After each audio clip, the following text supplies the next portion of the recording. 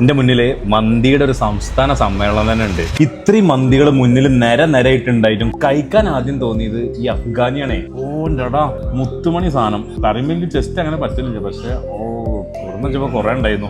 ഓളപ്പം സാധനം master try ട്ടോ. മന്തി chicken വെച്ചിട്ടുള്ള മന്തി, അൽഫാമുകളുടെ ഒരു വെറൈറ്റി മന്തി, ബീഫിന്റെ റിബ്സ് വെച്ചിട്ടുള്ള മന്തി, മട്ടൻ മന്തി, മധുഫൂണ്ട് ഒരു കീ. കോട്ടക്കലിൽ പുതുതായി വന്ന സുൽത്താൻ മന്തിയിലാണ് ഞാനിപ്പോൾ ഉള്ളത്. കയറിയപ്പോഴാണ് ഗ്രൗണ്ട് ഫ്ലോർ കംപ്ലീറ്റ്ലി ഒരു കഫേ ആയിട്ടാണ് സെറ്റ് ചെയ്തിട്ടുള്ളത്. അതിൽ തന്നെ പാർട്ടികളൊക്കെ വേറെയും ഉണ്ട്. മുകളിലാണ് മന്തിക്ക് വേണ്ടി എക്സ്ക്ലൂസീവായി സെറ്റ് ആക്കിയിട്ടുള്ളത്. അത് നല്ല ആംബിയൻസിൽ ചെങ്കുവട്ടി ടൗൺ ഒക്കെ കണ്ട് ആസ്വദിച്ച് കഴിക്കുകയും ചെയ്യാം. സാധാരണ മന്തി വന്നു കഴിഞ്ഞാല് നോർമൽ സാധനമാണ് കഴിക്കല്, പക്ഷെ ഇത്തവണ ഈ അൽഫാം കണ്ടപ്പോ ഇത് കഴിക്കാൻ മറന്നു.